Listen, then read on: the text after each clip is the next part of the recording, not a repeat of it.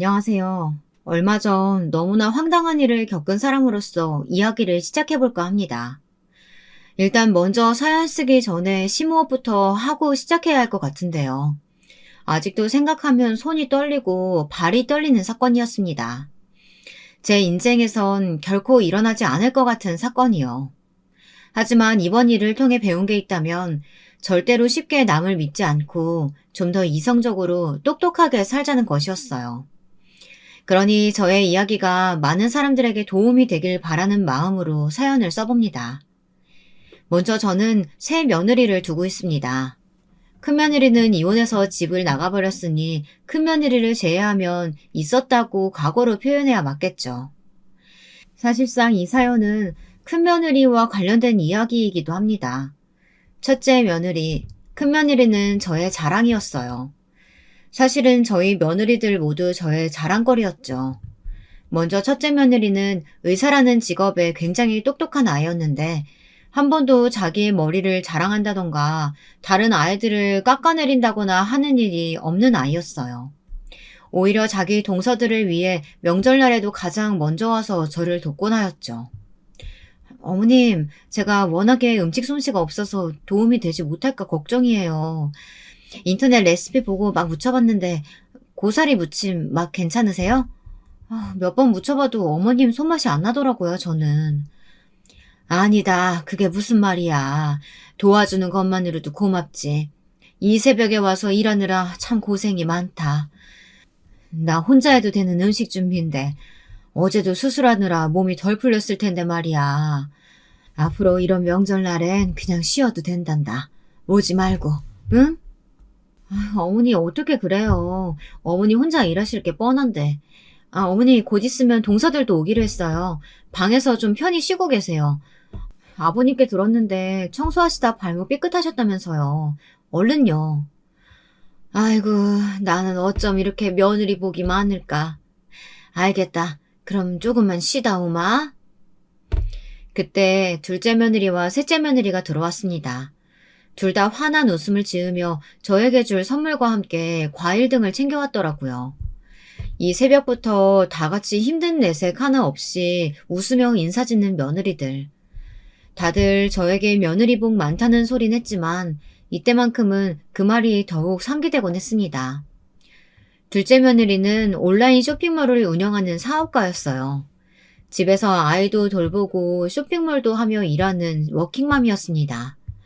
바깥과 안살림 다 하는 게 결코 쉽지 않은데 둘째 며느린 일하는 게 오히려 활기돋고 좋다며 웃는 아이였어요. 요새 말로 슈퍼우먼이라고 하죠. 늘 씩씩한 둘째 며느리를 보면 슈퍼우먼이란 말이 떠올랐습니다. 셋째 아이는 조용히 집에서 살림을 하는 아이였는데 말수는 별로 없어도 자신의 일을 묵묵히 해대는 책임감 있는 스타일이었습니다. 며느리가 길러낸 아이들을 봐도 셋째 며느리가 얼마나 집안 살림을 잘 가꾸는지 아이들을 잘 길러냈는지 알 수 있었죠. 며느리는 아이 교육에도 관심이 많아 곧잘 자기 형님들에게 아이 교육에 관한 정보를 전해주곤 했어요. 그리고 신기한 건 전업주부인 자신의 일상을 여기 유튜브에 올려 돈을 번다고 하더군요. 아니, 그냥 이런 집안이라는 일상을 올려도 돈을 벌 수 있다고? 아유, 참 신기하구나. 네, 어머니. 이번에 구독자가 10만 명이 넘었어요. 뭐? 그렇게나 많이? 아유, 대단하구나, 우리 아가.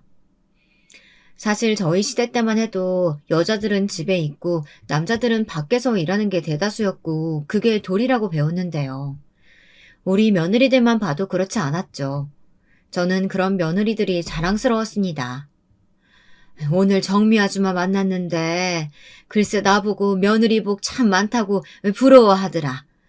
내가 말은 안 했어도 얼마나 뿌듯했는지 몰라. 늘 챙겨주고 마음 써줘서 참 고맙다 내가. 언젠가 저도 며느리들에게 이런 식으로 마음을 표현하고는 했죠. 참 이상적인 가족이었습니다. 제 친구의 말만 들어도 며느리가 명절에 오기 싫어 아프다고 꾀를 부리거나 술을 써 너무 섭섭하다고 했거든요. 그런데 얼마 지나지 않아 저는 이 사건이 터지면서 제가 생각했던 이상이 철저히 무너지고 말았답니다. 이 일만 생각하면 울음이 터지고 아직도 마음이 너무 힘들어요. 이때부터 아마 불행이 시작되었던 것 같거든요. 저는 가정주부로 살아오면서 남편 내조만 하고 살아왔는데요. 남편이 젊었을 적엔 사고를 많이 쳐 그 돈 갚느라 이것저것 절약을 하는 습관이 있었어요. 쓸데없는 건 사지 않고 꼭 필요한 것만 집에 두곤 했죠. 또 정리를 하는 데 있어서는 철두철미한 편이라 늘 집안을 깔끔하게 유지하는 편이었습니다. 그런데 어느 날 둘째 며느리 집들이를 갔다가 둘째 부부 애들이 쓰는 다용도실 같은 곳에 필요 없는 물건들이 한 바가지 있는 걸 발견하고 말았습니다. 예를 들어 쓰지 않는 로봇 청소기라든지 아이들 어렸을 때 쓰던 낡은 장난감, 너저분하게 널린 냄새나는 행주들, 옷들. 그걸 보니 저절로 잔소리가 나오려고 하더군요. 제가 이걸 정리하겠다고 하니 둘째 애가 말했습니다. 어머님, 그거 다 언젠간 쓰려고 거기에 넣어둔 거예요. 아니, 그래도 이건 지웅이 어렸을 때 쓰던 장난감 아니니. 이런 건 다른 사람 나눠줘도 되고 정 못하면 버리던가 해야지. 우리 어머님도 참. 어머니는 어머님 방식이 있고 저는 제 방식이 있어요. 어머님 거기 있지 마시고 일로 와서 얼른 치킨 드세요. 다들 어머님 기다리고 있어요. 말투는 경쾌했지만 둘째 아이는 약간 기분이 나쁜 얼굴이었습니다. 티내지 않으려고 했지만 제 눈에는 보였어요. 며느리가 기분 나빠하니 저도 거기서 끝내려고 했습니다. 그러다 나중에 아이들이 테이블 정리를 하고 집에 갈 준비를 할 때 아까 봤던 장난감이 눈에 밟혀 제가 정리를 해주겠다고 했어요. 어차피 나가는 거 분리수거함에 버려주고 나가겠다고요. 그런데 둘째 며느리가 대놓고 인상을 획 찌푸리더니 그러더군요. 어머님, 도대체 왜 그러시는 거예요? 어? 뭘 말이니? 아니에요, 아무것도. 둘째 며느리는 그렇게 말하곤 장난감을 뺏어든 후 배웅을 해주겠다고 했어요. 억지로 웃음을 지으며 배웅하는데 속으로 제가 뭘 그렇게 잘못했나 싶었습니다. 한숨이 흘러나오는데 첫째 며느리가 상황을 눈치챈 건지 어머님, 제가 바래다 드릴게요. 얼른 차에 타세요. 하며 저를 억지로 차에 태우더군요. 못하러 애들 집에서 그런 행동을 해. 차에 미리 타있던 남편도 저를 책망했습니다. 왜 며느리 기분을 맞춰주지 않느냐는 소리에 저도 욱할 뻔한 걸 겨우 참았습니다. 앞좌석에서 첫째 아들 눈치를 보며 앉아 있었거든요.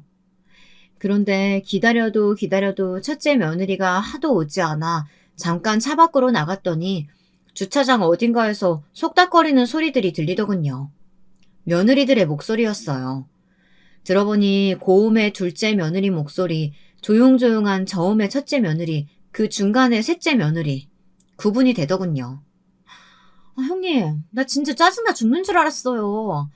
아니, 어머님 진짜 이러는 거 한두 번도 아니고 맨날 우리 집만 왔다 하면 먼지 쓸어라, 필요 없는 물건 버려라. 아니, 여기가 자기 집이야? 내 집이지? 너무 황당하더라니까요. 솔직히 우리가 어머님한테 선물 공세하고 매달 안부 연락드리고 얼마나 효부 며느리예요. 이런 며느리가 세상에 어디 있냐고요. 아우, 근데 노인네가 주제도 모르고 진짜. 동서, 참아. 몰라요, 진짜. 시댁 집안에 재산만 없었어도 내가 이렇게 가만히 있진 않았다고요. 나도 잘 나가는 쇼핑몰 사장이에요. 내가 굽히고 들어갈 이유가 하등 없다고요. 이때 저는 둘째 며느리에게 너무나 큰 섭섭함을 느끼고 말았어요. 그리곤 그만 다리가 풀려 주저앉아 버렸습니다. 어떻게 이럴 수가 있는 걸까요? 안부 연락하는 걸로 생색내며 주제도 모른다는 표현하는 둘째 며느리.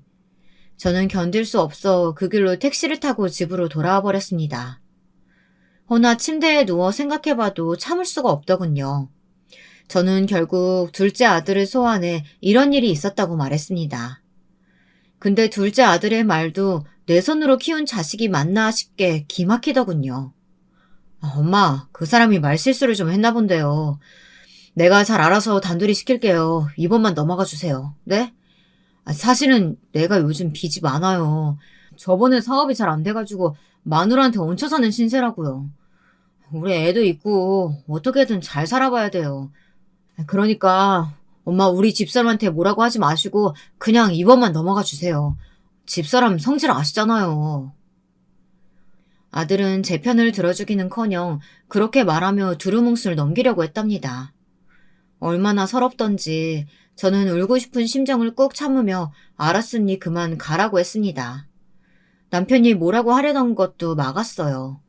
둘째 아들은 제게 조금 아픈 손가락이었거든요. 사업병이라고 하죠. 자꾸 일을 벌려 사고를 치곤 했습니다.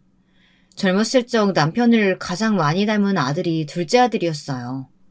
그래서 집에서도 저리 마누라에게 꼼짝을 못하고 살고 있는 것 같더라고요. 그 말을 들으니 가슴이 아파오면서 며느리를 불러 화를 낼 수가 없었습니다. 속만 타들어갈 뿐이었죠. 그런데 여기에 더 불을 지피는 것이 있었으니 아마 믿기 힘드실 겁니다. 오랜만에 셋째 며느리가 과일을 사들고 오고 있다며 연락이 왔는데 10분 있다 초인종 소리가 나더라고요. 그래, 셋째야, 왔니? 무슨 일이니? 어머, 어머님, 안색이 왜 그러세요? 무슨 안 좋은 일이라도 있으신 거예요? 아주버님한테 듣기로는 어머님께서 둘째 형님과 일이 있었다고 하시던데. 어쩌면 좋아요. 어머님 얼굴이 말이 아니네요. 셋째 며느리는 다 알고 찾아왔더군요. 아니다, 일은 무슨 그런 거 없어. 추울 텐데 들어와라. 어머님, 형님이 정말 너무한 거 맞아요. 사실 저도 그날 주차장에서 들으면서 어이가 없었어요. 어머님께서 자주 잔소리 하시는 분도 아니고 그날 처음 말씀하신 걸 가지고 형님이 너무 예민하셨어요. 근데 형님도 다혈질이라 마음에도 없는 말 하신 걸 거예요. 너무 상처받지 마세요. 어머님, 제가 있잖아요.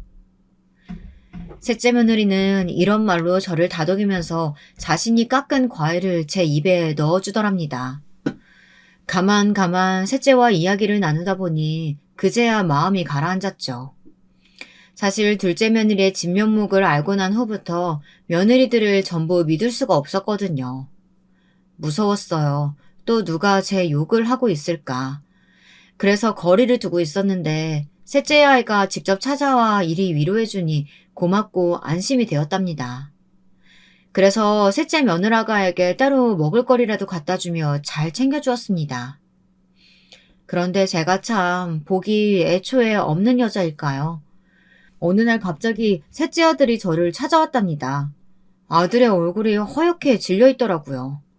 셋째 아들은 교사였는데 직업에 걸맞게 인성도 참 좋은 아이였어요. 어렸을 때 새 아들을 키우면서 가장 손 안 가고 말을 잘 듣던 아이가 셋째였죠. 특히나 거짓말을 제일 못하는 아들이기도 했습니다. 아마도 그래서 제게 이실직고를 한 것일 겁니다. 어머님, 저 드릴 말씀이 있는데 너무 충격받으시면 안 돼요? 응? 충격받을 만한 일이 그게 뭔데 말이니? 그러니까 그게 어떻게 말을 꺼내야 하지? 혹시 제 와이프가 어머니 자주 찾아와요? 자주 찾아오죠? 셋째 아들이 갑자기 며느리의 방문 빈도를 묻기에 얼떨떨했습니다. 요즘 따라 셋째 며느리 아이는 시간이 많이 남는다며 손주를 데리고 많이 놀러 오곤 했거든요. 그런데 왜 그러니? 혹시 아가한테 무슨 일 있어? 이럴 줄 알았어. 엄마, 저 아무래도 그 사람이랑 이혼해야 할까 봐요. 그 사람 이상한 길에 빠진 것 같아요. 이상한 길이라니? 그게 무슨 말이야? 거기다 이혼이라니? 그런 말 쉽게 하는 거 아니야. 아니요, 저도 믿을 수가 없는데 도박 이런 거 있잖아요. 와이프가 그런 거에 빠진 것 같아요. 듣자마자 충격에 그만 말을 잃어버렸습니다. 세상 참 다정하고 고분고분했던 셋째 며느리가 도박에 빠졌다니. 아들은 아마도 저를 찾아오는 이유가 저에게 돈을 타가기 위해 방문할 것이라며 요구해도 절대 돈을 빌려주지 말라고 하더군요. 저는 믿을 수가 없었습니다. 셋째 며느리는 주말에 툭하면 강원랜드에 가서 돈을 탕진하고 온다고 하는데 이미 여러 번 걸렸다고 했습니다. 설마 그럴 리가. 너 제대로 알아본 거 맞아? 그럼요. 지금 그 여자가 날려먹은 돈이 몇 천이에요. 엄마, 완전히 미쳤다고요. 그리고 다음 날 어김없이 셋째 며느리가 집을 방문했는데 저는 손자를 잠시 멀리 방에 두고 물어봐야 했죠. 혹시 도박이나 이런 것에 빠졌느냐고요. 그랬더니 며느리는 극구 부인하며 어디서 그런 말을 들었냐고 하더군요. 사실대로 말해라. 지금 사실대로 말하는 게 나을 거야. 어머님, 정말 아니에요. 혹시 애아빠가 그래요? 애아빠가 오해한 거예요. 사실대로 말하래도. 제가 강하게 말하자 며느리는 그제야 입술을 떨더니 고개를 푹 수그리더군요. 아들의 말이 맞았습니다. 정말 살고 싶지가 않더라고요. 내 자식 같은 아이들이라 믿었던 며느리들이 이렇게 하나둘 다른 모습을 보여주는데 정말 충격적이었습니다. 그런데 뒤에 이어지는 며느리의 말엔 전혀 반성하는 모습이라고는 없었습니다. 어머님, 저 이왕 알게 되셨으니까 말인데요. 제가 사실은 빚이 좀 있어요. 그것 좀 갚아주시면 안 될까요? 저희 아이도 있고 이혼은 절대 못해요. 안 돼요. 그의 모르게 진 빚이라 어머니께서 어떻게 손 써주시면 안 될까요? 뭐라고? 나보고 네 빚을 갚으라고? 너 정말 제정신이니? 아니 어쩜 이럴 수가 있어. 내 아들은 너한테 한 번도 못한 적이 없는데 도대체 왜 그러는 거야? 어머님 실망시켜서 죄송해요. 저도 저희 친정엄마 같은 어머님께 죄송해요. 빚만 갚아주세요, 제발. 셋째 며느리는 사실 친정엄마가 일찍 돌아가셔서 저를 더 의지하던 아이였습니다. 툭하면 제게 어머니가 저희 친정엄마 같아요 라고 수줍게 말하던 아이였죠. 그런 셋째 며느리는 계속해서 저에게 빚을 갚아달라며 빌고 난리가 났습니다. 퇴근하고 들어온 남편이 이를 보고 크게 소리를 질러 그제야 집을 나갔죠. 아마 남편이 아니었다면 계속 손주를 인질로 삼아 절대 나가지 않았을 겁니다. 빚을 갚아주기 전까지는요. 어떻게 며느리들이 하나같이 이 모양이었을까요? 난 도대체 왜 뭘 믿고. 정말 살맛 안 나네요. 내가 바보 같아요. 나도 그래. 참 씁쓸하구먼. 남편도 기분이 완전히 저기압이었습니다. 그 후 저는 완전히 수렁 속으로 걸어 들어갔어요. 믿었던 며느리 2명이 저랬으니 제가 어떻게 우울하지 않을 수 있었겠어요. 거기다 셋째 아들은 도박에 중독된 며느리와 이혼은 하지 않겠다고 하더라고요. 아이들 때문에 당장은 그럴 수 없겠다며 성인이 될 때까지만 같이 살겠다고요. 엄마, 미안해요. 내가 어떻게든 버텨볼게요. 술에 취해 기운 없이 이렇게 말하는 아들을 보니 가슴이 더 미어졌습니다. 그래, 알겠다. 대신 너무 힘들면 갈라서는 것도 괜찮아. 제가 말해줄 수 있는 건 여기까지였네요. 그렇게 한동안 수렁 속에 있던 저를 구원해준 건 첫째 며느리였네요.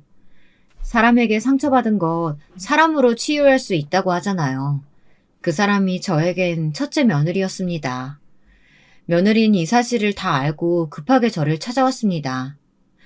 어머님, 다 들었어요. 동서들 이야기. 상심이 크시죠? 저도 동서들에게 많이 실망했어요. 그땐 사실 이제 며느리라면 치가 떨렸고 더 보고 싶지도 않았습니다. 그랬기에 저는 첫째 며느리를 밀어내며 그냥 저 혼자 추스르겠다고 했습니다. 저희 친정 쪽 어머니가 돌아가시면서 물려준 재산이 상당했고 일부는 남편 사업에 보탰지만 일부는 제가 가지고 있었거든요. 전 첫째 며느리가 그것을 노리는 것 같았어요. 더 이상 상처받고 싶지 않았죠. 얘야, 괜찮으니까 집에 가보렴. 너 바쁘잖니? 나도 할 일 있고. 걱정할 필요 없다. 알겠어요, 어머님.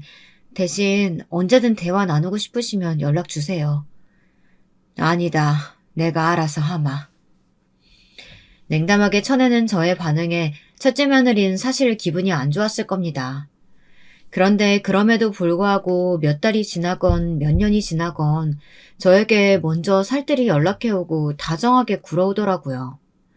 며느리들이 번갈아가며 사고를 치는 바람에 명절날 저희 가족은 이제 전처럼 모이지 않았습니다. 둘째 며느리는 두문불출이었고 셋째 며느리에겐 제가 오지 말라고 했습니다. 그 애들 얼굴을 보면 제 몸이 다 아파올 지경이었거든요. 그래도 괘씸하긴 했습니다. 제대로 용서를 빌 생각도 않고 제멋대로 하는 며느리들의 소식을 들을 때면 화도 났죠. 이젠 어디 가서도 며느리 자랑을 절대 먼저 하지 않습니다. 순자, 너도 참 신세가 안타깝다. 어쩌면 좋으니? 며느리들이 너를 그렇게 아끼고 소중히 대한다 들었는데 어쩌다 한순간에 그렇게 된 거야. 나도 믿기지가 않는다. 걔네들이 그렇게 하나같이 꼬리 100개 달린 여우에 심성 못 되쳐먹은 년인 줄은. 내 이것들을 확, 어? 그래도 그냥 다 잊어. 너는 돈도 많고 그냥 이제부턴 우리랑 여행이나 다니며 놀자. 친구들은 저를 하나같이 이렇게 위로했는데 그나마 이때 친구가 있어 다행이었어요. 저와 가장 친한 친구인 미자가 저를 위로하며 여기저기 여행을 많이 데려가 주었거든요. 나이 먹고 만나는 친구들 간의 모임은 또 다른 재미가 있었습니다. 남편보다 더 편하고 재미있고 또 정이 많이 든 친구들인지라 하나같이 애틋했죠. 이때만큼 마음이 편했던 적도 없었을 거예요. 하지만 그러던 어느 날 바람잘 날 없이 집안에 큰 문제가 터지고 말았습니다. 친구들과 여행에서 돌아온 날 캐리어를 들고 문 앞에 도착했는데 둘째 며느리와 셋째 며느리 둘이서 아주 작당을 하고 저를 찾아온 거예요.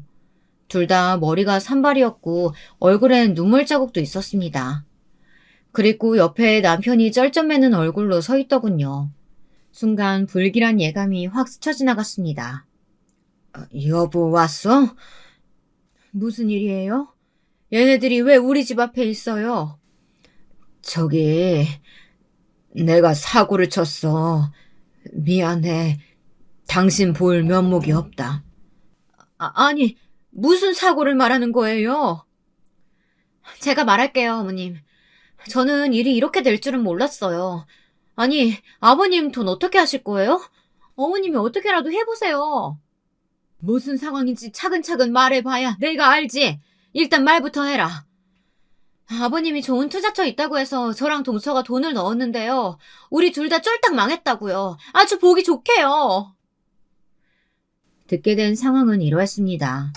남편이 좋은 투자처가 있다며 며느리들에게 알려주었는데 둘째 며느리와 셋째 며느리가 그 말을 고스란히 믿고 투자를 했고 돈을 날린 모양이었습니다. 그 금액이 상당했던지라 타격이 컸다고 하고요. 저는 이 일을 지금에서야 알게 된 것이 너무나 황당했습니다. 기분 좋게 여행을 끝내고 돌아왔는데 어떻게 이런 일이 있을 수가 있죠. 거기다 두 며느리들의 행동은 더더욱 심각했습니다. 아들까지 데리고 와서는 거의 농성을 펼치더라고요. 아시다시피 이인은 공무원이고 저는 돈벌이 할 것도 별로 없는 사람이에요. 이 돈 돌려받지 못하면 저희의 학원도 못 가고요. 나중에 대학도 못 갈 거라고요. 어머님이 메꿔주셔야겠어요.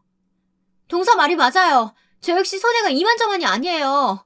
제가 아무리 잘 나가는 쇼핑몰 사장이라고 해도 이번에 돈 잃는 바람에 사업 확장할 기회 완전히 놓쳤다고요. 황금 같은 기회였는데 이건 돈으로도 보상 못하는 손해예요. 정말 열받아 죽겠네. 아직도 도박을 끊지 못하고 몰래 집안 돈을 축내는 셋째 며느리와 명절날 코빼기도 보이지 않던 둘째 며느리는 계속해서 소리를 질렀습니다. 결국 남편이 보다 못해 나섰죠. 당연히 돈 물어줄 거다. 걱정하지 말아라. 아버님 회사도 지금 어려우시다면서요. 어떻게 하실 건데요? 막말로 아버님 손주들이 다 위험하게 생겼다고요. 아버님 때문에요. 걱정하지 말래도 집을 팔아서라도 해줄 거야. 남편과 며느리들의 고성이 오가자 저는 모든 걸 중단시켰습니다. 그리고 정확하게 손해본 금액이 얼마인지 물었죠. 친정에서 받은 유산이 상당했다고 말씀드렸잖아요. 충분히 메꿀 수 있는 금액이라고 생각했습니다. 셋째, 넌 도박은 끊지도 못하면서 잘도 손해를 말하는구나. 네 도박 버릇 때문에 너랑 사는 우리 아들이 입는 상처와 손해는 어쩌려고 그러니? 거기다 둘째 며느라, 너 오랜만에 보는 시부모 앞에서 도대체 무슨 예이니? 투자 말아먹은 건 미안하게 됐구나. 근데 손해본 금액 전부 물어줄 테니까 걱정하지 말고 당장 물러가. 동네 시끄럽게 굴지 말고. 제가 버럭 소리를 지르자 두 며느리는 살짝 주춤하더라고요. 어머님께서 그 많은 돈을 어떻게 주시려고요? 내 친정에서 받은 유산 있어. 그 유산 처리해서 줄 거다. 며느리들은 그제야 아 하더니 다행이라는 듯 돌아섰습니다. 너무 얄밉게도요. 전 그렇게 호기롭게 외치고 나선 금액을 확인한 후 죄다 돌려주려고 했습니다. 모조리 남김없이요. 이참에 인연도 끊어버리려고 했죠. 친구도 며느리들이 너무 버릇없다며 적극 찬성했습니다. 근데 며느리들에게 물어줘야 할 돈만이 전부가 아니었습니다. 남편도 이로 인해 타격이 너무 컸고 여기에도 들어가야 할 자금이 있었던 겁니다.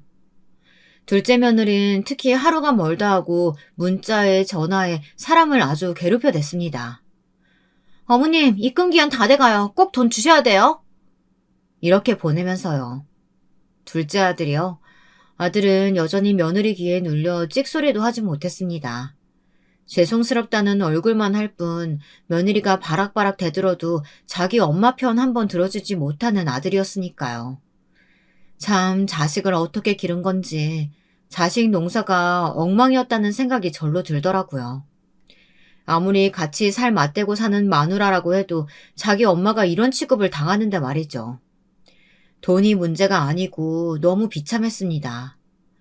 결국 저는 친정어머니의 유산을 어느 정도 처분해 며느리들에게 돈을 주고 남편의 회사 자금을 해결했습니다.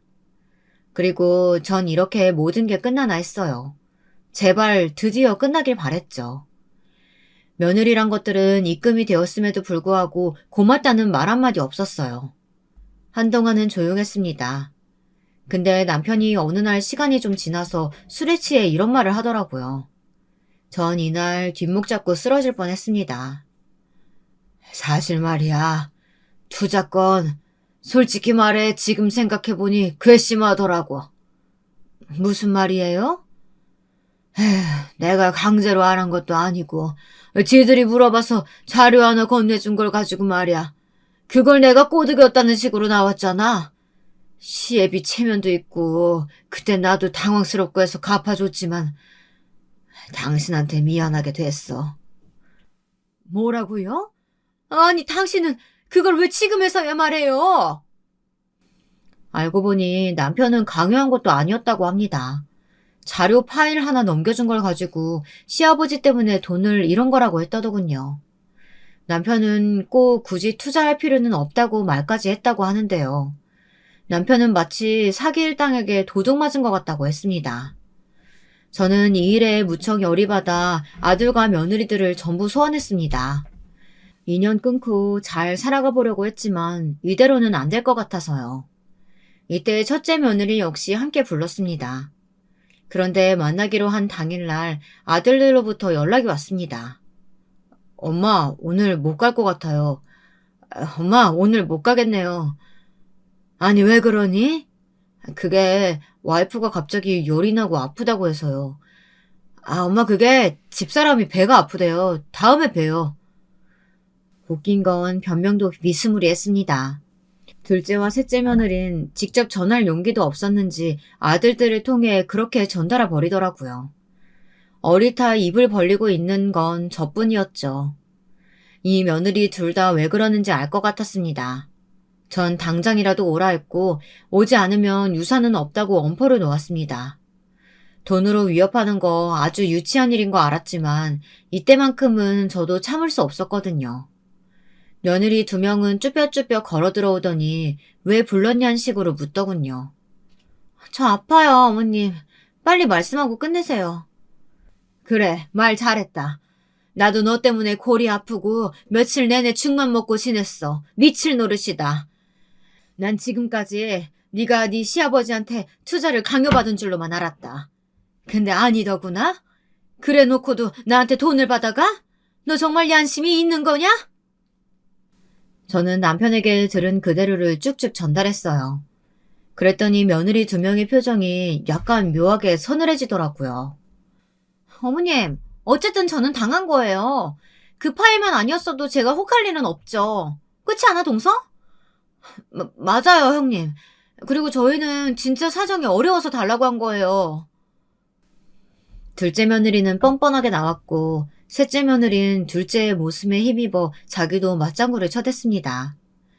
저는 안 된다고 친정의 유산이니 다시 돌려내라고 말했습니다. 결국 니들 선택에 투자한 것이니 다시 달라고요. 그리고 만약 주지 않는다면 법정으로 가게 될 거라는 말까지 했습니다. 강하게 말해야 두 며느리들이 돈을 돌려줄 것 같았기 때문이에요. 네?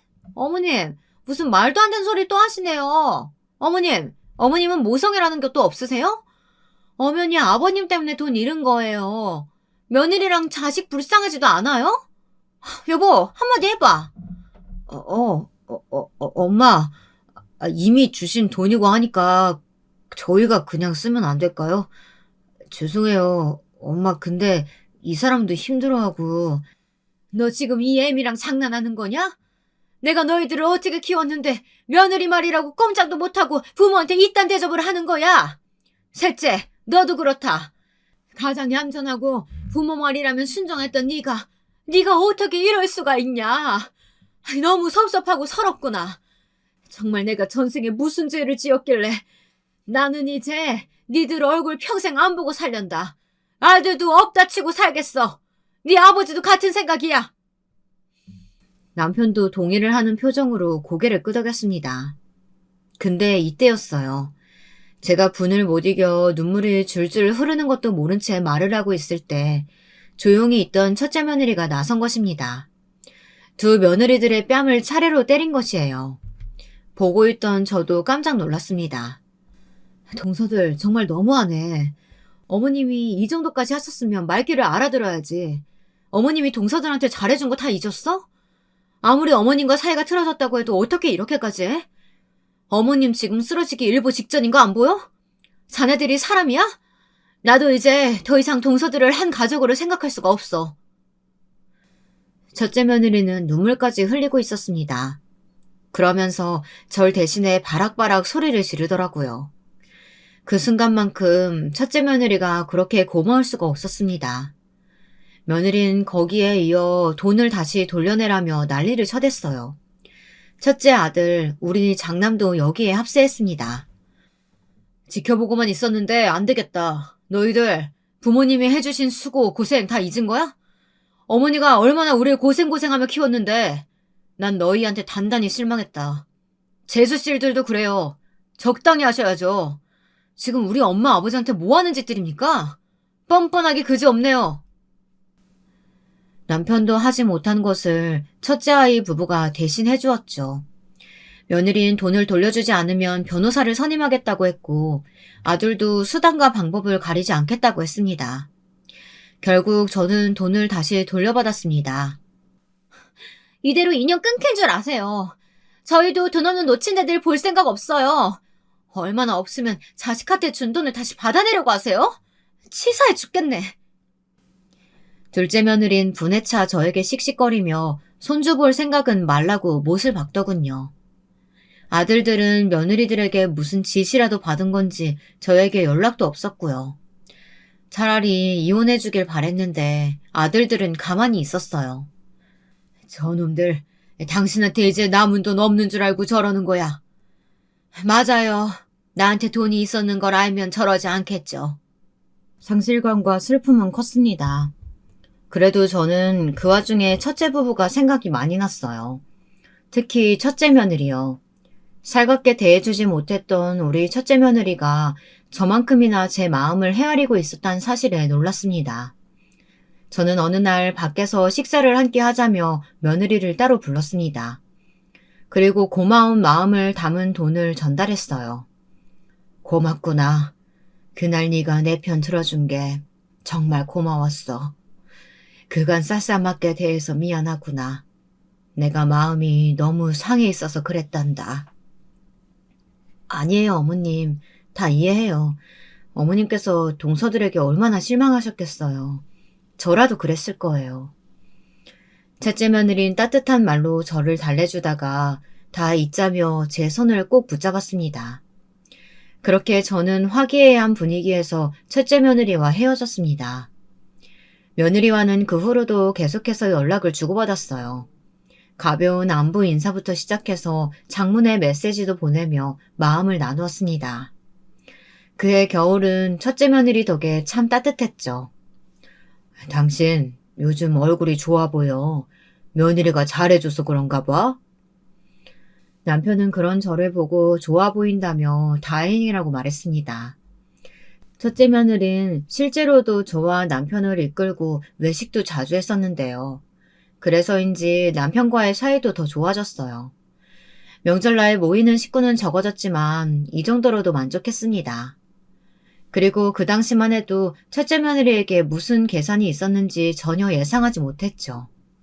첫째 며느리가 얼마나 무서운 아이인지 알았다면 아마 사연을 쓸 일도 없었을 겁니다. 그러던 어느 날 이 사연을 쓰게 된 사건이 하나 일어나고야 말았습니다. 계기는 제가 가정부를 고용하게 되면서였어요. 남편과 함께 산책을 나갔다 그만 엎어졌는데 허리가 삐끗해서 집안일을 못하게 되었어요. 집에 아무리 돈이 많았어도 절대 가정부를 고용하는 일은 없었는데 이렇게 되니 어쩔 수가 없었습니다. 그래서 지인에게 소개를 받아 가정부 아줌마를 고용했어요. 저보다 10살이 어렸는데 손도 야무지고 아주 꼼꼼하게 집안 청소도 해주시더라고요. 감사하고 마음에 들어 월급도 약속한 것보다 더 챙겨드렸습니다. 사모님, 늘 이렇게 챙겨주시니까 몸둘 바를 모르겠어요. 저번에도 더 챙겨주시니. 그리고 반찬도 너무 감사해요. 고맙긴요.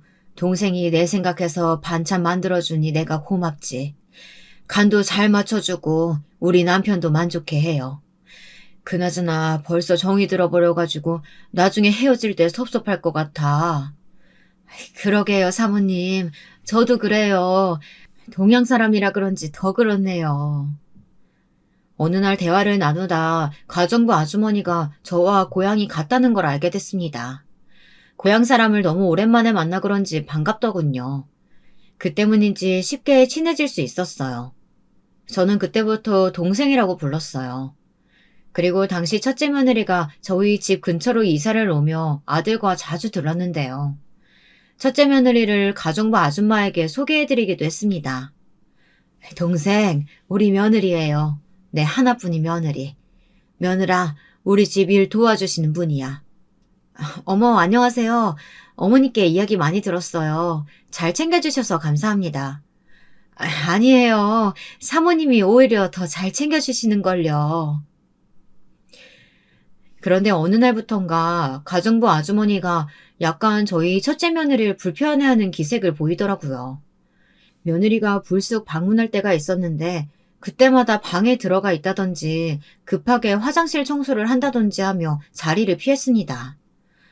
동생, 혹시 우리 며느리가 불편하게 한 거 있어요? 네? 매번 자리를 피하는 것 같아서 혹시 나 없을 때 우리 며느리하고 무슨 일 있었나? 아니에요, 사모님. 그럴 리가요. 좋으신 분인데요. 어느 날은 너무 궁금해서 대놓고 묻기도 했는데 급하게 아니라고 말을 하더군요. 그때 가정부 아줌마의 표정을 그때 잘 뜯어봤어야 하는데 후회가 됩니다. 그러다 일이 터졌죠. 환절기에 들어 남편이 먼저 감기에 걸리고 말았어요. 이어 그 감기를 제가 옮아 덩달아 기침을 하고 말았고요. 여러분들도 아시겠지만 나이가 먹으면 감기가 잘 떨어지지 않잖아요. 저도 남편도 감기로 병원에서 처방받은 약을 먹으며 고생을 하고 있었습니다. 그런데 어느 날 첫째 며느리가 저를 먹이겠다고 사골국물을 담아가지고 왔더라고요. 제가 사골국물을 좋아한다는 것을 알고 준비한 것이었어요. 아이고, 손 많이 가는 음식을 못하러. 어머님 평소에 이거 좋아하시잖아요. 뜨뜻한 거 드시고 좀 푹 주무시라고요. 몇 시간 동안 푹 고안했으니까 맛 좋을 거예요. 아유, 정성이 고마워서라도 다 먹어야겠구나. 고맙다. 며느리는 냄비에 한 번씩 더 끓여 드시라 말하고는 그렇게 총총 미소를 지으며 사라졌습니다. 저는 우리 며느리가 끓여준 거라며 가정부 아주머니에게 그 사골 국물을 데펴달라고 전했고요. 그리고 뜨끈한 국물을 먹을 생각에 침대에 누워 저녁에 되길 기다리고 있는데 갑자기 둔탁한 소리가 들리더라고요. 놀라서 다급히 뛰어가 보니 가정부 아주머니가 쓰러져 있었습니다. 어머나 세상에, 119, 119. 동생 정신 좀 차려봐요, 동생. 여보, 나와봐요. 아주머니의 입에서는 거품이 쏟아져 나오고 있었고 눈은 획 돌아가 있었어요. 너무 놀란 저는 이성을 붙잡으려 애쓰며 119를 불렀습니다.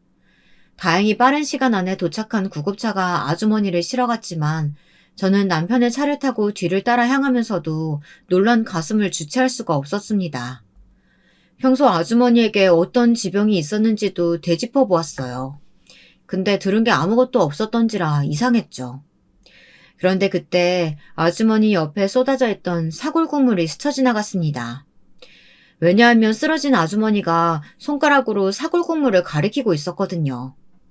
왜 그랬을까? 다시 한번 불길한 예감에 휩싸였습니다. 그리고 병원 응급실에 가서 급하게 조치를 받고 몇 시간 만에 의식을 회복한 아주머니의 입에서 나온 말에 저는 경악할 수밖에 없었죠. 사모님 며느리, 그 여자 미친년이에요. 완전히 미쳤다고요. 무서운 여자니까 절대 믿으시면 안 돼요. 네? 무슨 말이에요, 그게? 사실은 제가 뭘 좀 엿들었어요. 그리고 이건 직접 보셔야 돼요. 가정부 아주머님은 그러면서 갑자기 전화기를 빌려달라고 하더니 누군가에게 전화를 하더군요. 잠시 후 건장한 청년이 도착했습니다. 청년은 아줌마를 향해 엄마라고 불렀습니다. 아들이었어요. 놀란 얼굴로 어떻게 된 거냐 물어 제가 대신 어떻게 된 건지 상황을 설명했어요. 그랬더니 가정부 아주머니는 침착하게 말씀하시더군요. 아들, 내가 부탁한 거 있지? 설치한 거. 그거 좀 사모님 보여드려. 엄마 이렇게 된 거 다 그 여자 때문이야. 역시 그럴 줄 알았어요. 내가 엄마 거기서 일하지 말라고 했잖아요. 못 살아 정말. 일단 보여드릴게요. 아주머니의 아들은 한숨을 푹 쉬더니 제게 자신의 핸드폰을 꺼내어 뭔가를 만지작거리더니 어떤 화면을 보여주었습니다. 화면은 저희 집 부엌이었어요. 거기엔 큰며느리가 있더군요. 소리까지 생생히 들렸는데 믿을 수가 없었습니다.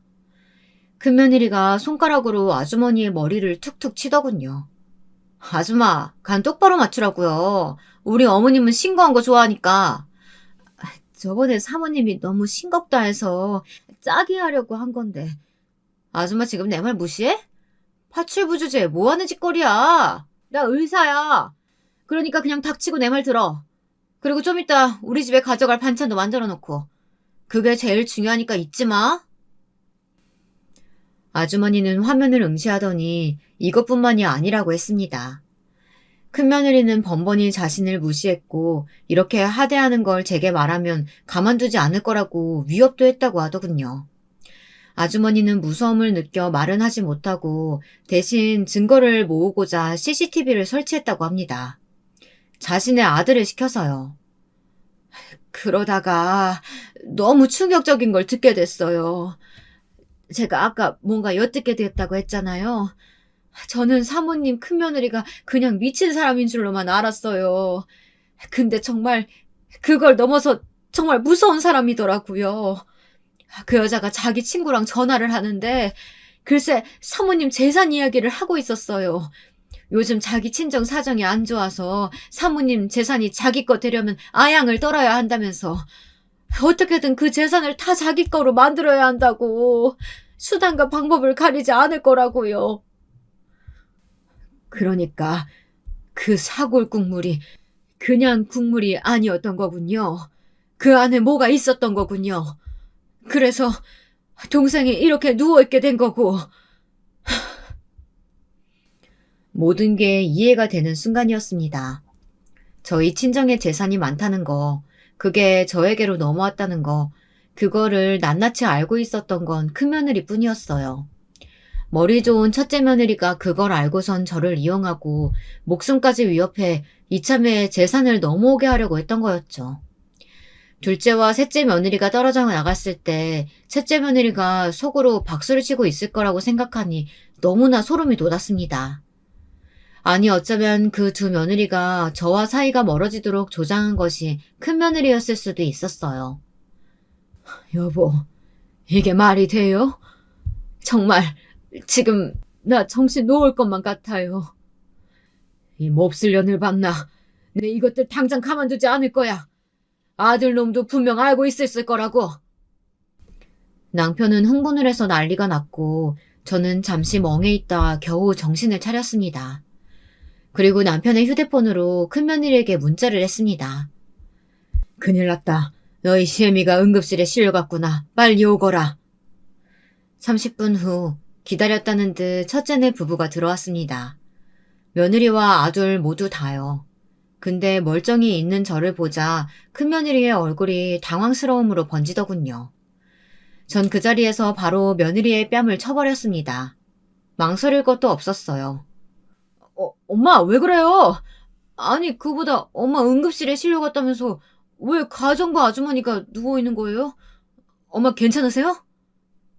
네 처가 한 짓 넌 모르는구나. 하지만 며느라 넌 알지? 날 독살하려고 했지? 그 국물에 뭘 탔는지 모르겠지만 넌 감옥행이야. 거기서 아주 평생 썩게 만들어줄 거다. 내 모든 걸 걸고. 어머니 도대체 무슨 쉰소리세요? 아니 무슨 말을 하는 건지 전 하나도 모르겠는데요. 정신이 어떻게 되신 거예요? 전 바로 며느리의 뺨을 한 번 더 날렸습니다. 아들이 말리려 들자 아들에게도 있는 그대로 했습니다. 근데 여기선 큰며느리는 끝까지 본색을 숨기며 정말 짐승처럼 날뛰더라고요. 어머님 억울해요 전. 제가 뭐 독살? 어머님을 죽이려고 했다고요? 그 유산이 얼마라고 제가 그런 짓을 했겠어요. 저 의사예요. 잘 나가는 의사. 더 상대할 필요가 없다 생각하고 경찰을 불렀습니다. 믿고 싶지 않았지만 밝혀진 바로 사골국물 안엔 치사랑의 독성 성분이 들어있었습니다. 만약 제가 국물을 들이켰다면 전 아마 이 글을 쓰지도 못했을 거고 사랑하는 남편, 친구의 얼굴도 보지 못했을 겁니다.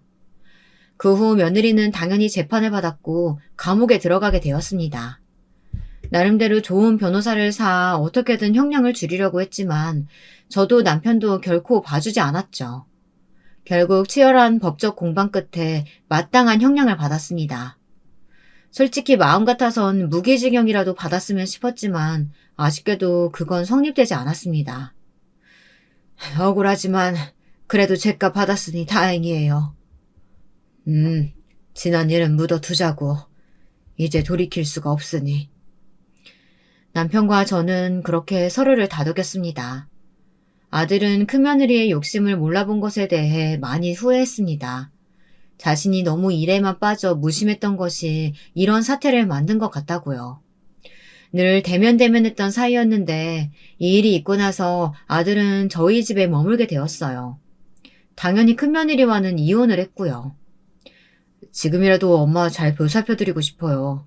제가 너무 못난 아들이었어요. 동생들하고 다를 바가 하나도 없었어요. 죄송해요, 엄마. 지금 아들과는 천천히 거리를 좁혀나가고 있는 중이랍니다. 기분 전환차 다가오는 어느 날에 같이 단풍 구경도 가기로 했어요. 뉴스에 예전에 끔찍한 일이 터지면 어떻게 사람들이 그 뒤를 이어 살아가나 궁금하고 그랬는데 이 일이 막상 제게 닥치니 신기하게 사라지긴 하더라고요. 다만 여전히 너무 괴롭고 마음이 힘들어 잠도 못 자고 약도 먹고 있네요. 이것은 어쩔 수 없는 후유증인 듯합니다. 괴롭지만 버텨나가야 하는 하루이죠. 지금까지 사연 들어주신 분들 감사하고 위로의 한마디 해주신다면 더없이 감사할 것 같습니다. 그리고 마지막으로 자식이든 며느리든 너무 다 믿지 마세요. 재산도 숨길 수 있다면 숨기시고 어느 정도 본인을 지키는 것이 중요한 것 같습니다. 저도 제 입으로 이런 말을 할지 몰랐지만 어찌됐든 이런 끔찍한 일을 겪어보니 며느리는 특히 더 못 믿겠더라고요. 만약 아들이 재혼해 누군가를 또 데려온다고 해도 말이죠. 여러분들에겐 이런 일이 부디 없길 바라며 가정에 화목만 있길 바라며 글을 마무리하겠습니다. 다들 추운 날씨에 감기 조심하세요. 저는 20대 시절을 거의 공장에서 보냈어요.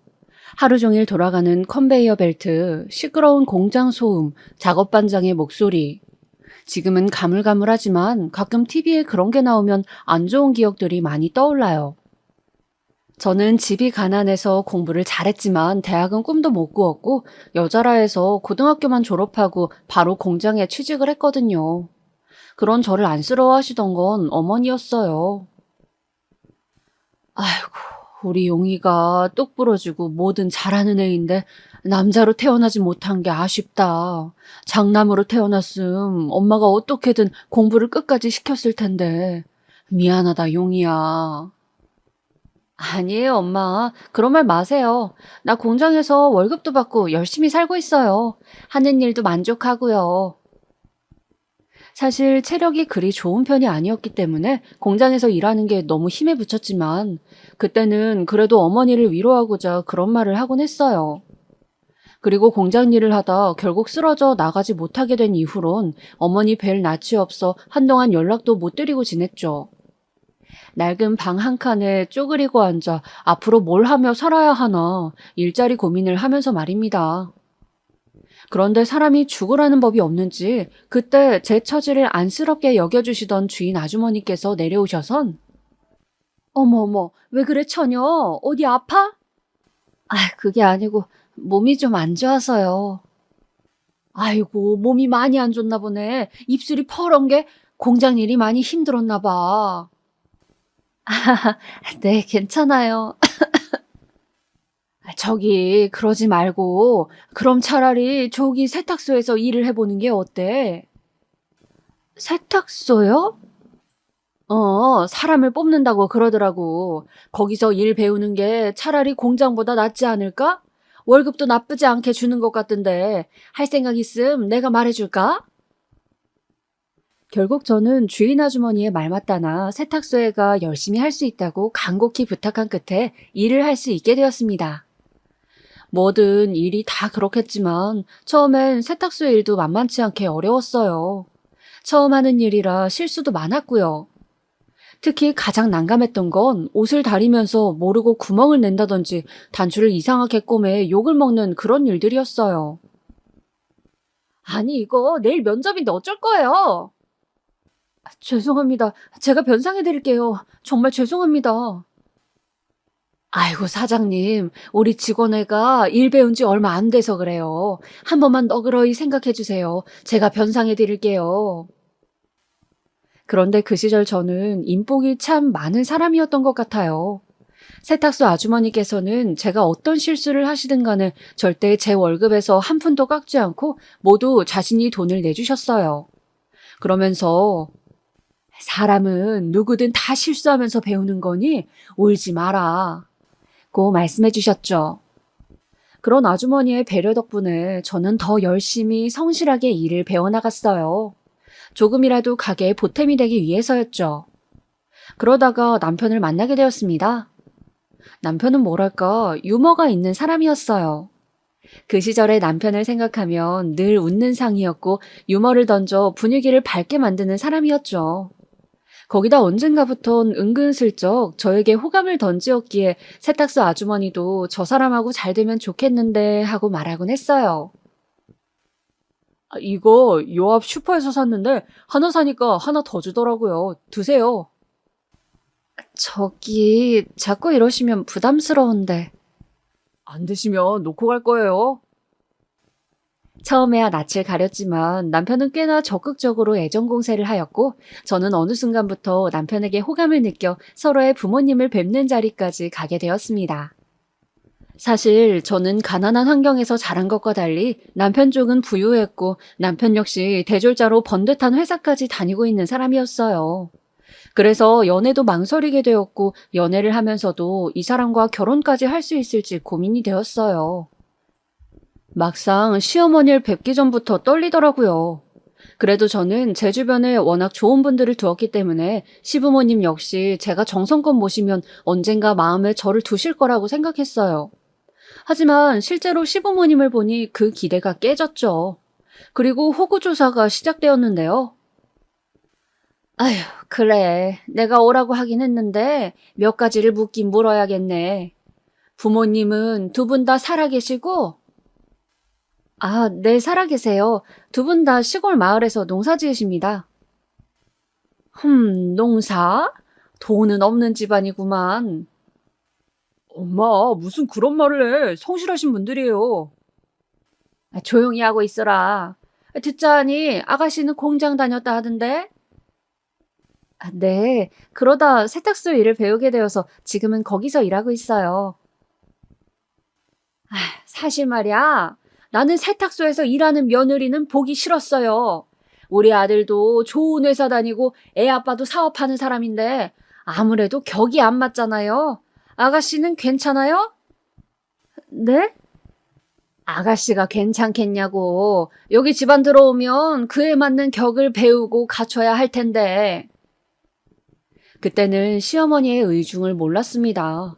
조용히 물러가라는 암시가 들어있는 말이었지만 저는 그냥 고개만 주걱거렸어요.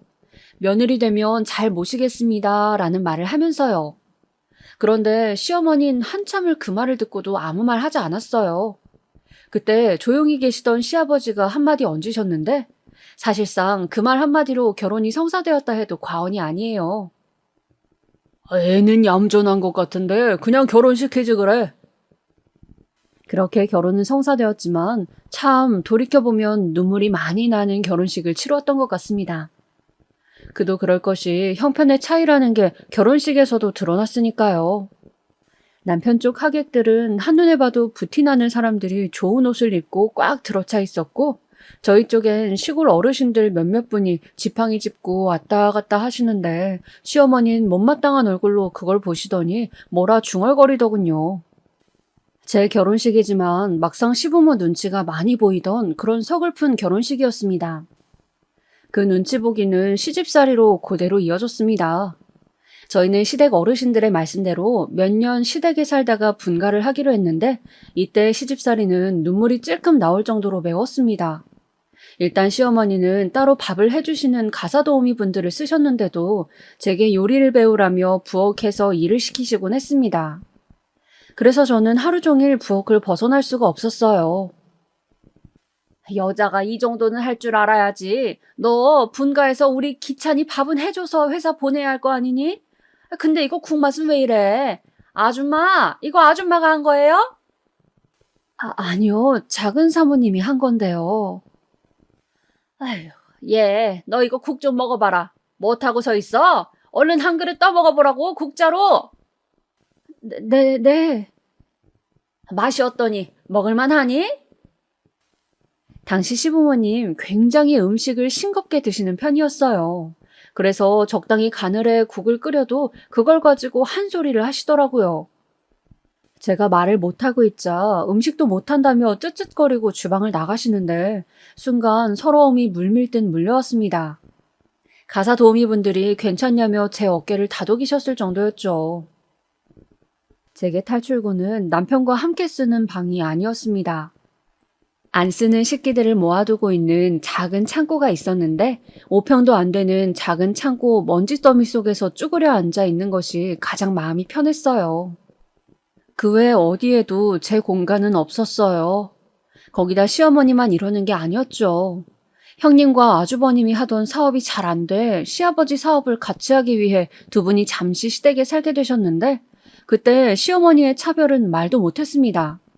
저는 그래도 처음에 형님을 좋아했어요. 동서, 오늘 일 나가면 방 청소 좀 부탁해. 그 탁자 위에 있는 거는 건들지 말고. 서류들인데 동서가 봐도 모를 거야. 네, 알겠습니다. 아, 그리고 오늘 집에 늦게 들어올 것 같은데 따로 밥 좀 준비해 줄 수 있을까? 근처 그 시간에 먹고 올 데가 마땅히 없어서. 미안해, 부탁 좀 할게. 네, 그럼요. 편히 갔다 오세요. 우리 동서 항상 고마워. 동서 없었음 어쩔 뻔했나 싶어. 저는 그때까진 형님이 저를 정말 가족으로 동서로 생각하시는 줄 알았어요. 낯가림이 많고 수줍은 저와는 달리 밖에서 남자들처럼 일하고 다니며 자기 할 말 다 하는 형님의 모습이 멋져 보이기도 했죠. 그래서 형님을 은근히 동경하며 더 잘해드리곤 했습니다. 늦은 밤에도 형님 좋아하시는 반찬들로다가 만들어 한 상 차려드리고 때론 형님의 푸념을 들어드리기도 했습니다. 동서, 우리 시어머니 만만치 않지? 거짓말은 못하겠네요. 그래, 나도 알지. 어머님은 나한테도 엄하셨어. 그래도 동서, 곧 나갈 때가 올 거니까 그때까지만 참아. 그때부턴 자유야.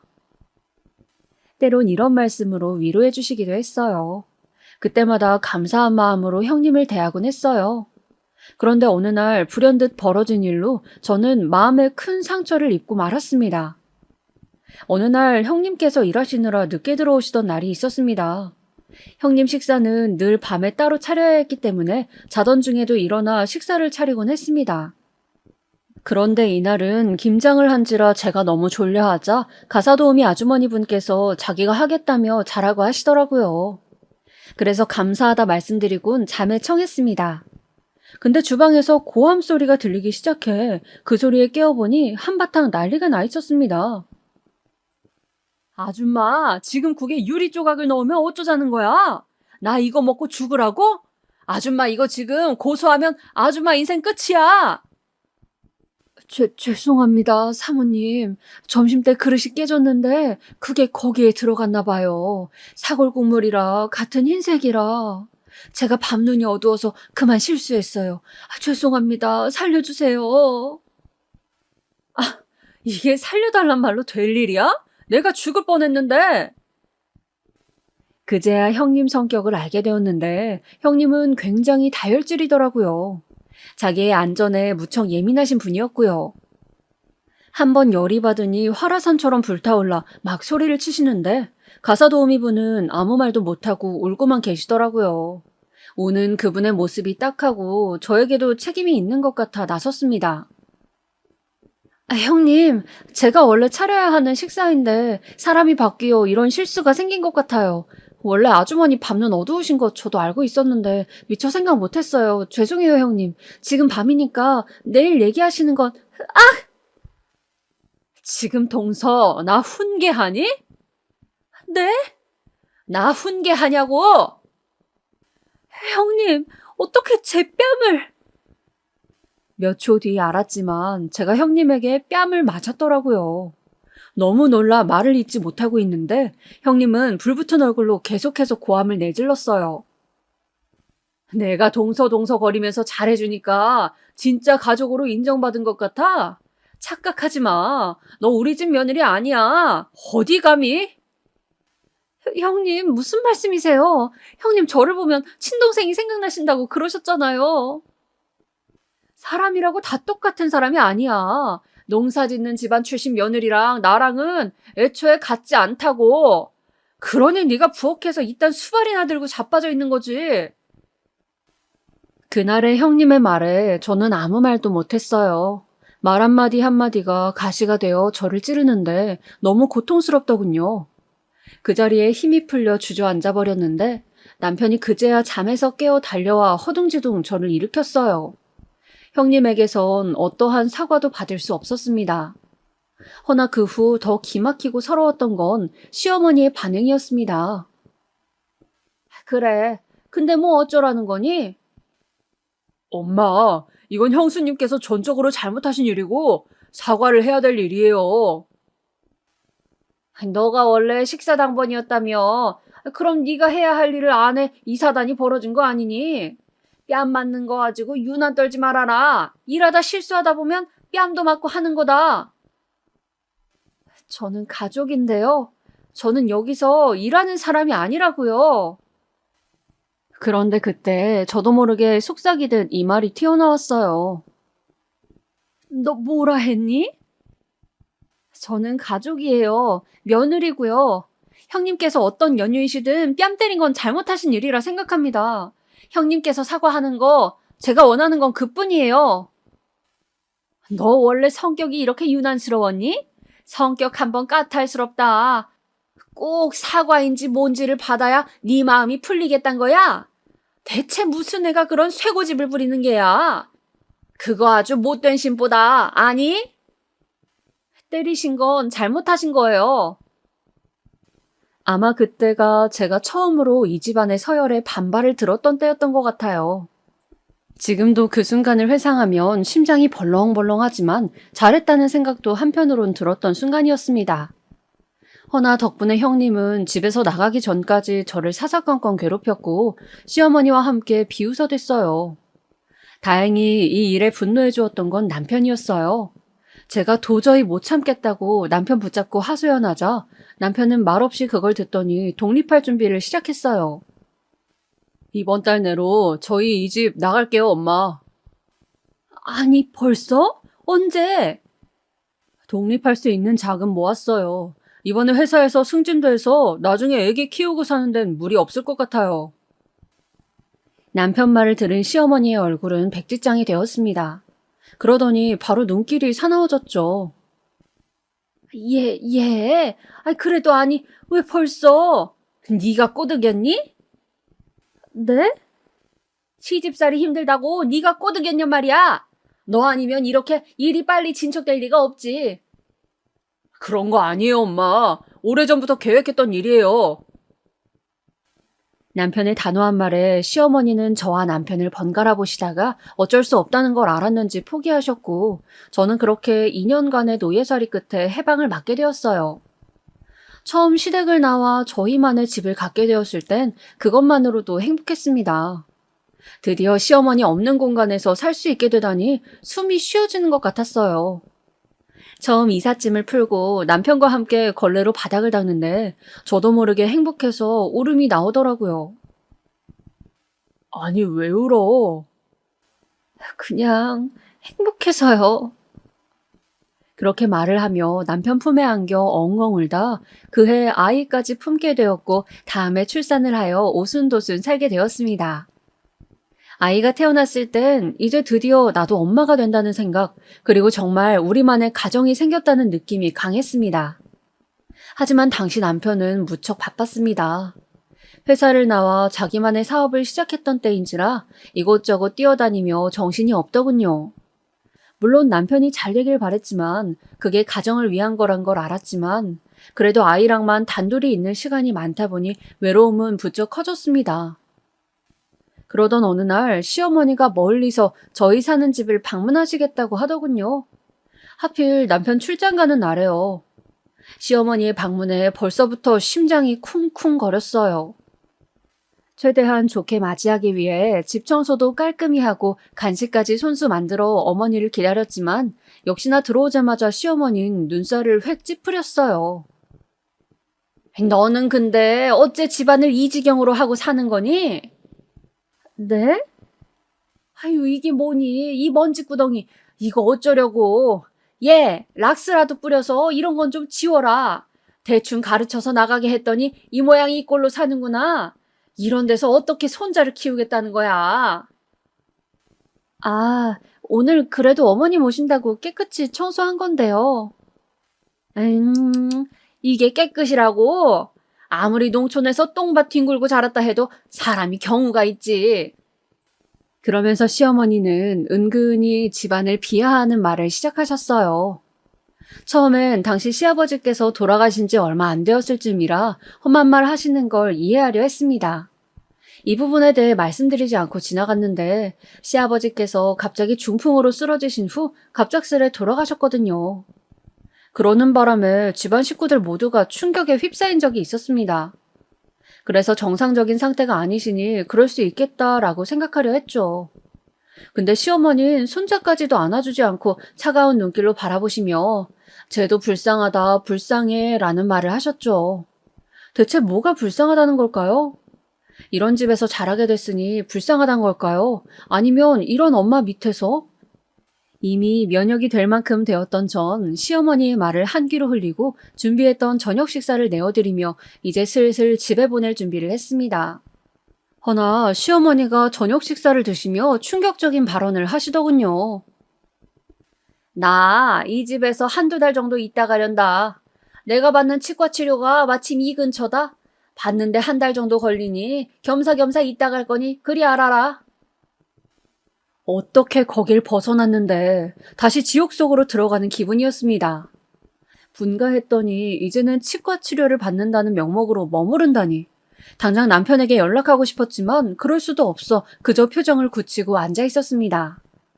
그리고 시어머니 이부자리를 깔아드리고 나서 잠깐 산책을 하며 생각의 전환을 해보았어요.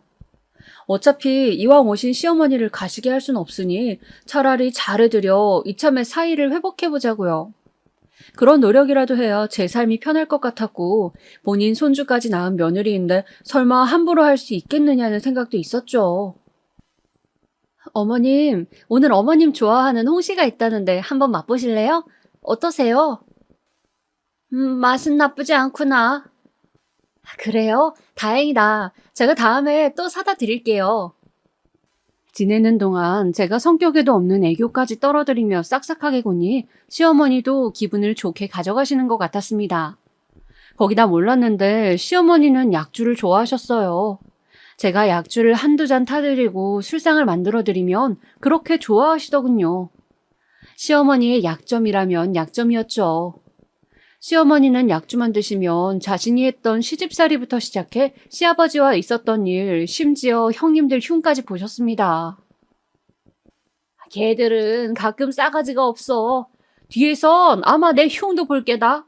다들 잘났으니 뭐 날 시애미로 생각이나 하겠니? 아니에요. 무슨 말씀이세요, 어머님. 어머님이 시어머니신데요? 아니다. 네가 몰라서 그래. 아휴, 그래도 넌 그런 게 없으니 참 편하다. 성격도 둥글둥글하고. 그나저나 그때 맞은 뺨은 아팠니? 큰 며느리가 때린 뺨 말이다. 아, 그거요? 마음이 아팠죠. 그랬구나. 미안하다. 나도 그날은 큰 며느리 눈치 좀 봤어. 걔가 자기 편 안 들어주면 아주 지랄을 해대는 성격이란 말이다. 나도 아주 개성격 맞추느라 골치가 아파. 시어머니는 심지어 그날의 일까지 사과하셨어요. 근데 그 말을 들으니 괜히 눈물도 나고 마음도 뭉클하더라고요. 우리 시어머니가 그래도 날 마음에 담아두고 계셨구나. 지옥 같은 한 달일 줄 알았지만 그렇게 약주를 같이 해드리며 친해진 시어머니는 상당히 인간적으로 저를 대해주기 시작하셨어요. 물론 본인 손주도 이뻐해 주셨고요. 그러니 저도 시어머니 모시는 게 훨씬 전보다 마음이 편했죠. 하지만 일은 시어머니가 살던 곳으로 돌아가시기 전날 터지고 말았습니다. 그날은 시어머니가 집에 있는 게 답답하다며 저에게 밖에 나갔다 오자 하더군요. 근데 마침 눈도 내리고 길이 얼어붙어 혹여나 다치실까 걱정이 되었습니다. 어머님, 저 다른 날 가면 안 될까요? 지금 길이 많이 미끄러울 텐데. 아니다, 괜찮아. 나 잘 걸어. 게다가 네가 같이 가주잖니. 내가 이렇게 부탁한다. 집에 있으니 너무 답답해서 그래. 내가 원체 몸에 열이 많지 않니? 알겠어요. 대신 조심하셔야 해요. 제 손도 꼭 잡으시고요. 그렇게 시어머니의 계속된 부탁을 거부할 수 없었던 터라 어쩔 수 없이 저도 동행하게 되었죠. 역시나 길가는 많이 미끄러웠고 저는 혹시 몰라 어머님의 손을 꼭 붙들고 조심조심 걸었습니다. 그런데 갑자기 어머님께서 새로 생긴 밥집이 궁금하다며 빠르게 제 손을 놓고 가시더니 말리기도 전 그 사이에 윽 하는 비명소리가 들리더라고요. 그리고 어머님께 다가갔는데 떨리는 목소리로 손이라고 하시더군요. 손목을 보는데 덜렁거리는 게 보였습니다. 손목이 완전히 꺾여 있으셨죠. 어머, 어떡해. 어머님 잠시만 기다리세요. 119를 불러야겠어요. 다행히 곧바로 119가 왔고 어머님은 가는 내내 꽤 많이 고통스러워하셨고 해줄 수 있는 게 없던 저는 그저 어머님의 다치지 않은 손만 붙잡고 울면서 병원으로 향했어요. 응급실에 도착하고 조치가 취해지자 어머님의 소식을 듣고 남편까지 달려왔습니다. 어머님이 넘어지셨어. 빙판길에. 그래? 많이 놀라셨겠네. 어머님은 괜찮으세요? 근데 남편이 물음과 동시에 시어머니 눈길이 저쪽으로 돌아가더니 하는 말이 너무 당황스러웠습니다. 네가 밀었지? 네? 네가 민 게 아니냐? 무슨 말씀이세요, 어머님? 제가 어머님을 왜 밀어요? 너다. 분명 네가 밀었어. 어머님 혼자 넘어지셨잖아요. 어머님 기억에 문제라도 생긴 거 아니에요? 말도 안 된다. 네가 분명히 내 쪽으로 다가왔다. 그때 알았어야 했어요. 어머님 정신에 문제가 있다는 것을 말입니다. 그걸 모르고 저는 계속해서 아니라고만 답변하기 바빴죠. 근데 제가 아무리 아니라고 해도 시어머니는 급기야 제 남편에게 112에 저를 신고해달라 하더군요.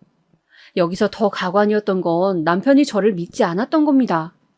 남편은 정말로 제가 시어머니를 민 게 아니냐고 묻더라고요. 물음이라기보단 사실 거의 추궁에 가까웠습니다. 그래, 당신이 바빴으니 나와 어머님 사이 오해할 수 있어요. 근데 아니에요. 나 정말 안 그랬어요. 내가 이걸 왜 해명하고 있어야 하는지도 모르겠는데. 그래, 네 말 다 알겠는데 솔직히 모르겠다 나는. 절 못 믿겠다는 남편의 말. 저 역시 단단히 실망할 수밖에 없었습니다. 어떻게 같이 살부비고 사는 여자가 누군가를 밀었을 거란 그런 흉악한 짓을 했을 거라고 생각할 수 있단 말인가요? 여러분들이 저라면 어떠실 것 같으세요? 그 뒤 저와 남편의 사이는 완전히 멀어졌고 이젠 필요한 대화 이외엔 나누지도 않는 사이가 되었죠.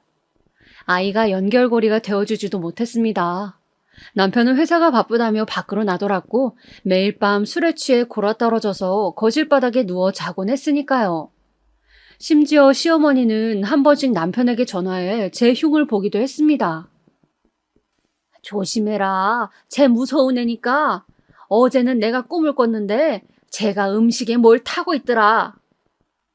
그런 말을 듣고 있자니 저도 너무 스트레스를 받았고 제대로 된 양육도 하지 못했습니다. 그러다 보니 부부싸움도 많아졌습니다. 당신 애 보기에 너무 관심 없는 거 아니야? 제발 일찍 좀 들어와요. 나도 혼자 애 보는 거 힘들어요. 가정주부면 애 보기도 당신 일 아니야?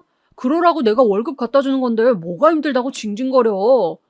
어디 네가 돈 벌어볼래? 아주 복에 겨워가지고. 뭐라고요? 당신 지금 뭐라 했어요? 복에 겨운 소리 좀 하지 말라고. 내가 당신이 우리 엄마한테 한 짓만 생각해도 치가 떨려. 그래도 내가 아무 말 안 하고 참아주잖아. 당신 설마 내가 아직도 그랬을 거라 생각해요? 당신 정말 미쳤어? 아마 결혼 생활 중 저의 가장 큰 적은 시어머니도 아닌 남편이었을 겁니다. 가장 사랑을 줬던 존재가 등을 돌려 알 수 없는 존재로 변해버리고 말았으니까요. 남편은 가정주부란 이유로 저를 무시하고 비난했습니다. 아마 제가 조금이라도 젊은 시대에 태어났더라면 이혼을 생각했을 겁니다. 혼자라도 어디서든지 애 키우고 살 자신은 있었어요. 근데 아이한테 붙여질 꼬리표가 무서워 죄 짓는 것만 같아 그럴 수가 없었습니다. 게다가 시댁 스트레스도 한몫했죠. 아이가 중학교에 입학했을 때쯤 그때까지도 명절날 가면 저는 여전히 가사 도우미였어요. 가면 과일 깎고 요리하고 설거지하고 주방 이모들과 일하는 건 저뿐이었죠. 형님 2명은 거실에서 시어머니와 수다를 떨기 바빴고요. 그러던 어느 날엔 큰형님과 작은형님이 저를 불러 거실에 앉아보라 하더니 아이 교육에 대해 묻더라고요. 동서는 얘 학교 어디 보낼 거야? 그래도 명문고등학교는 보내야지. 명문고요? 저는 그냥 동네 고등학교 보낼 생각이었어요.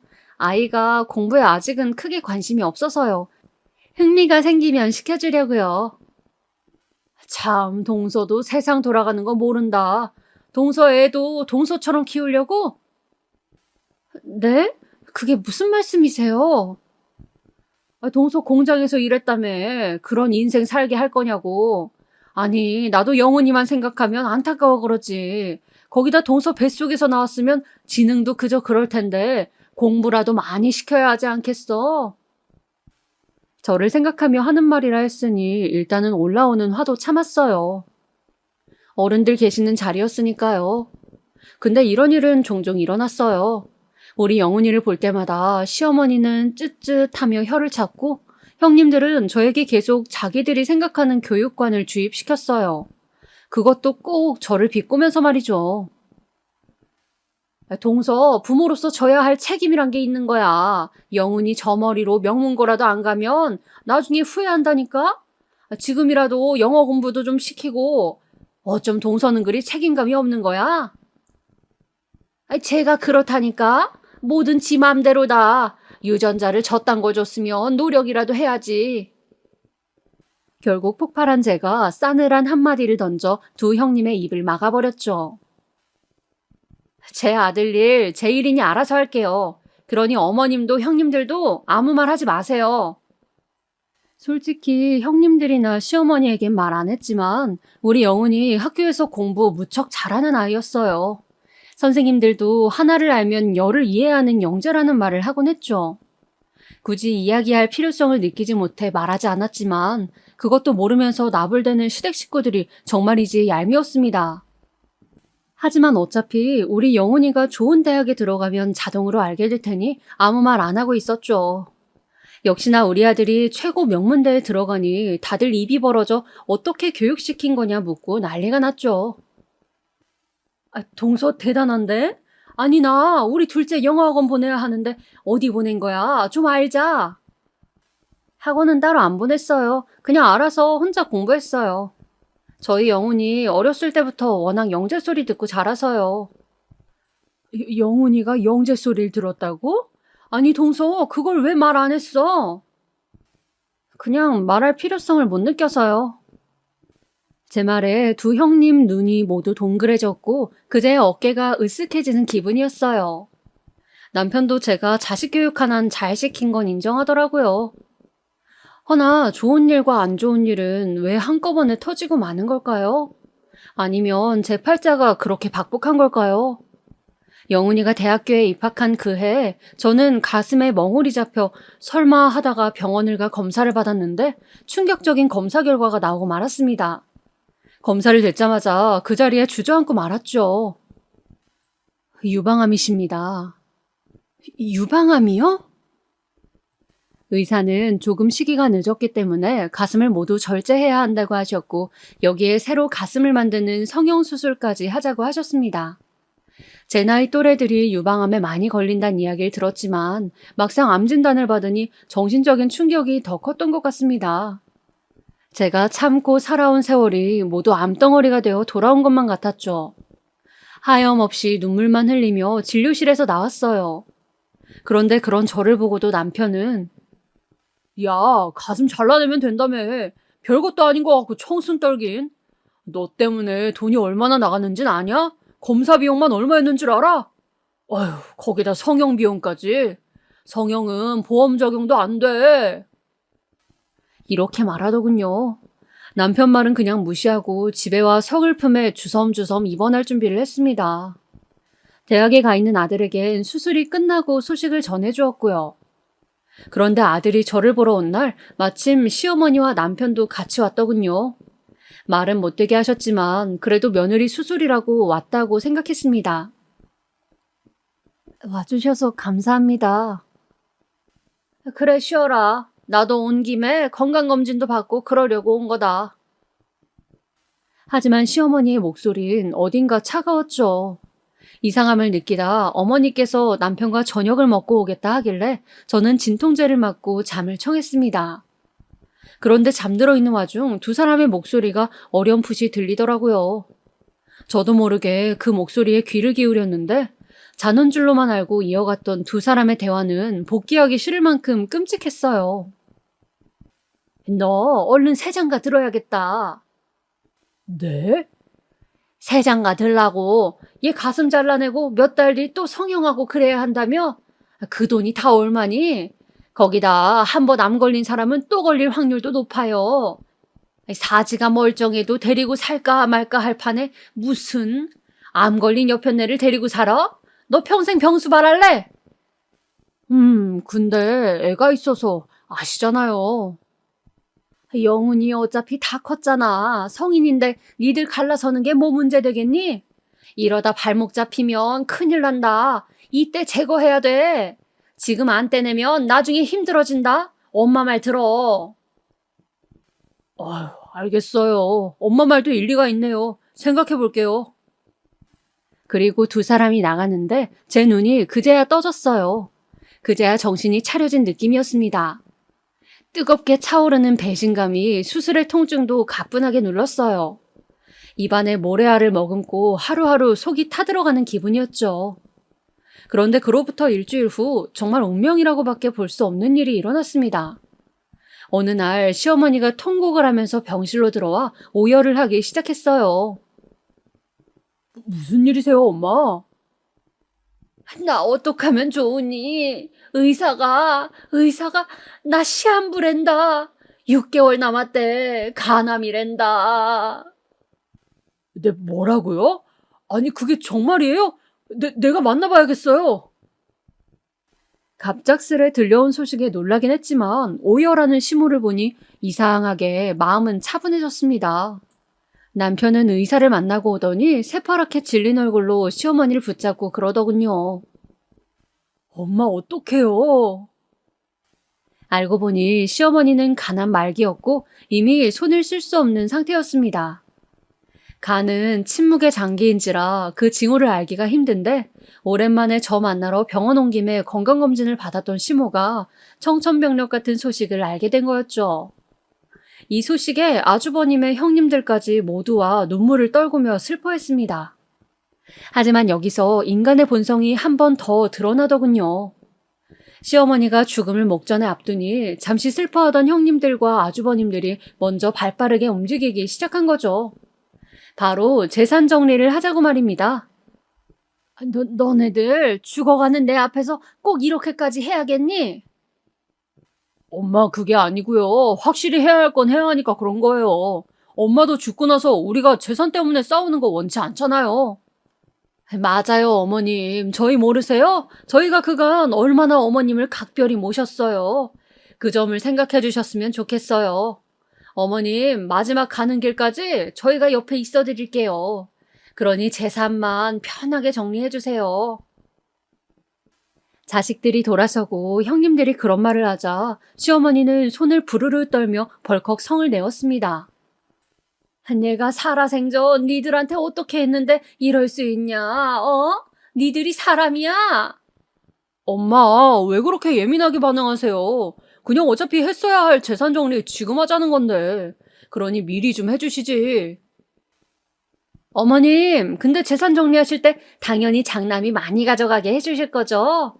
어머니께서도 저번에 저한테 따로 그렇게 말씀해 주셨잖아요. 뭐야? 장남?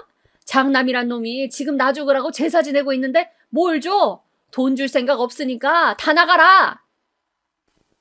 시어머니는 그렇게 형님들과 아주버님들을 모두 물러가게 한 후 땅바닥에 엎드려 한탄하셨습니다. 근데 그 틈을 남편 놈이 비집고 들어가더라고요. 엄마 서럽죠?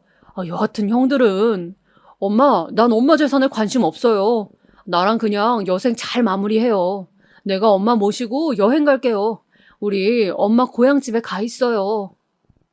고맙구나. 고마워. 너밖에 없다. 정말이지 콩가루도 이런 콩가루가 없었습니다.